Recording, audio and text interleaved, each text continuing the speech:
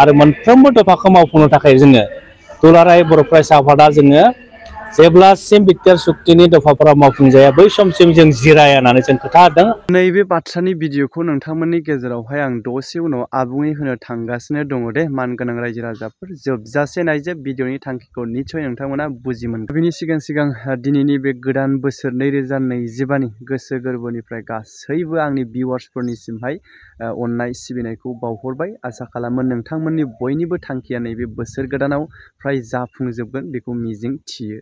दा नैबे बाथ्रा भिडिअखौ दोनथ'नानै नोंथांमोननि गेजेरावहाय जिहेथु दायो गोबां ससियेल मिडियायाव गोसारगासिनो दङ जे खौरांगिरिफोरनि हाग्रामा महिलारि बिथां सारनियावहाय सोंथि सोंबाय थानाय, बिथांखौ जेसेबांखि प्रेसमिट होयो एसेबांखि बिथांखौ जे खाम्फा बरगयारि बिथां सारा बिपिएफ दोलोखौ नागारनानै बिजेपिआव जयेन जासिगोन मानि थाखाय, नैबे बाथ्रा सोंथिखौ बारे बार सोंथि सोंबाय थानायखौ जोङो नुनो मोननाय जादों बिथांनियावहाय।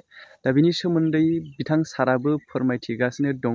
बिथाङा दासिमबो माने बिपिएफनिफ्राय नागारनानै बिजेपिनि माला गानहैयाखै बा टुपि हमहैयाखै। नैबे बाथ्राया बिथांनि खुगानिफ्राय ओंखारबाय थानायखौ जोङो खोनानो मोनदों। आरो लोगोसे मोनसे बाथ्राया जाहैबाय बिथांनि खुगानिफ्राय ओंखारनाय जिहेथु खाम्फा बरगयारिया बिपिएफ दोलोखौ नागारनानै गुबुन दोलोआव जयेन जायोब्लाबो बिपिएफआ जेबो खहा जाया, नैबे बाथ्रा बिथांनि खुगानिफ्राय गबाय थानायखौ जों नुनो मोनदों। निस्सय नाथाय बिनि गेजेराव गोबाङा सिन्था खालामदों बा सानदोंबो, बुंनोसो हायाखै। माने सासे सिनियर हिसाबै जिहेतु बिपिएफखौ दैदेनबोनाय हिसाबै बिथाङा ओंखारमारोब्ला अब्ला पार्टिया मा जागोन, जोबस्रांनायनि लामायावसै नामा, नैबेबायदि बाथ्रा साननायबो दङ। नाथाय एक्सुवेलि बेबायदि होननानैबो सानजोबनो हाया। मानो होनोब्ला बिथांमोननियावबो गोबां जाखांफुनाय दैदेनगिरिफोर दङसै, बिथांमोना लिडिं खालामगोन नैबेबायदि बाथ्रा आरोखि।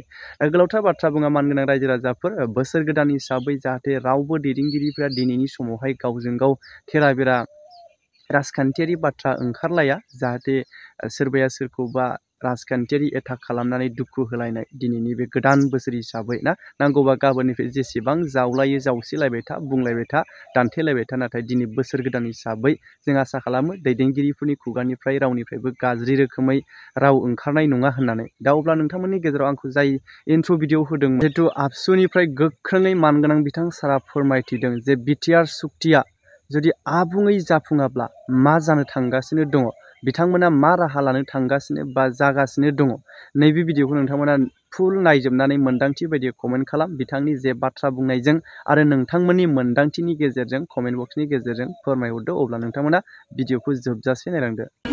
जों बयबो मिथिगौ 2020 मायथाइनि 27 जानुवारियाव जे बर'नि मोनथामथि गोरोबथा, जायखौ बिटिआर गोजोन गोरोबथा होननानै बुंदों। आरो बे गोजोन गोरोबथाखौ एबसु, एनडिपिनि मोनब्रै हानजा आरो इउपिपिअ बे मोनथाम हानजाया सागान होनानै बे सुक्तिखौ खालामनाय जादोंमोन आसाम सरकार आरो भारत सरकारनि मददआव।